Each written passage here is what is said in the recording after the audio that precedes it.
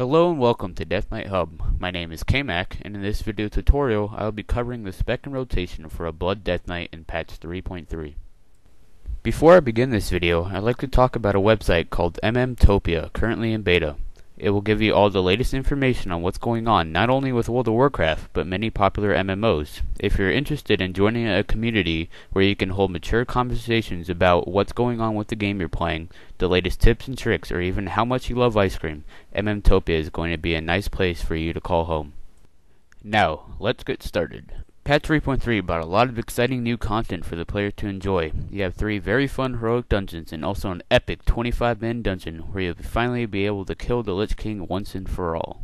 But as you know, the only way to do this is to have a group of people competent enough to take down this raid. So what can you do in order to achieve this goal? First and foremost, you need to focus on yourself before you can start helping others. That's why I'm here, to show you everything you need to know to become a Death Knight that everyone will love. Let's start off with the spec.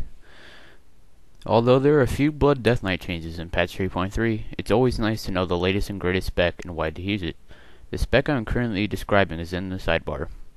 I am not going to talk about every single town, as I would probably bore you to tears, but I'll talk about some of the key points involved in the Blood spec. This is entirely up to your personal preference, but one talent that differs in many Blood specs is which healing talent you choose.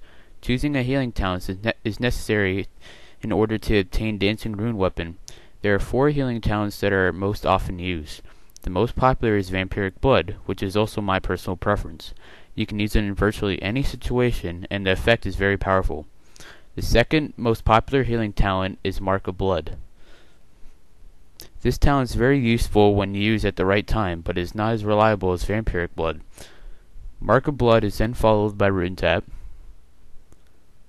then finally Improved Blood Presence. All in all, my recommendation is Vampiric Blood, but it's up to you.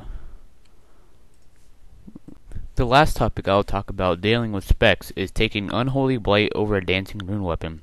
Although Unholy Blight is on the target 100% of the time, it was proven by many sources and is personally tested by me that Dancing Rune Weapon does more damage. Now that we touched a little bit on the spec, let's move on to the rotation. Right now I'm in Stormwind and I'm going to test on the Heroic Training Dummy.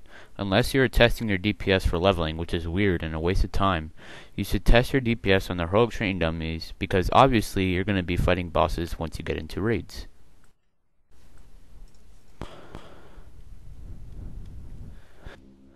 So you want to start off with popping your Raise Dead ability, and if possible use your Army of the Dead.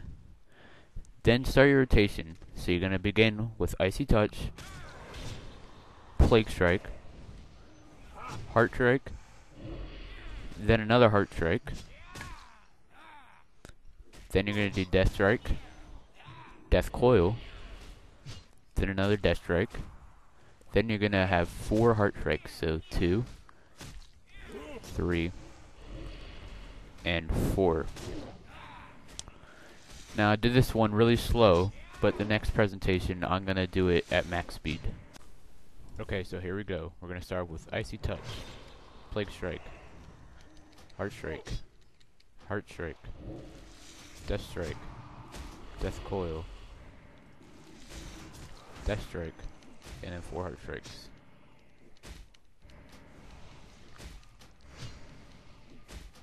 Now each rotation is going to take approximately 18 seconds, which is perfect because Plague Strike and Icy Touch both last for 18 seconds. The next topic about your rotation is your cooldowns and when and how to use them. It is advised that you wait until your second rotation before you pop your cooldowns, and the main reasons for this are that some of your abilities have procced and your tank has sufficient aggro. So for a final demonstration, I will show you a full rotations with cooldowns included. Alright, so here we go. Popping Icy Touch, Plague Strike, Heart Strike, Heart Strike, Death Strike, Death Coil. Now I'm going to do my Death Strike again. 4 Heart Strikes. And now look at the right hand corner. Lots of things have procced. Look at the order I'm popping my cooldowns. And then here we go again, starting rotation again. A couple more tips for using Dancing Rune Weapon is always pop all your other cooldowns before you use Dancing Rune Weapon. Also make sure you pop your cooldowns at the beginning of your rotation, because Dancing Rune Weapon applies its own diseases. And finally, this is a good time for you to use Empowered Rune Weapon, so you'll get to use as many abilities as possible. Thank you for watching. Make sure that you subscribe to be the first one to watch more Death Knight video guides, and also some great high-end rating from my guild. A full write-up of this guide can be found at mmtopia.com. Until next time guys, and again, thank you for watching.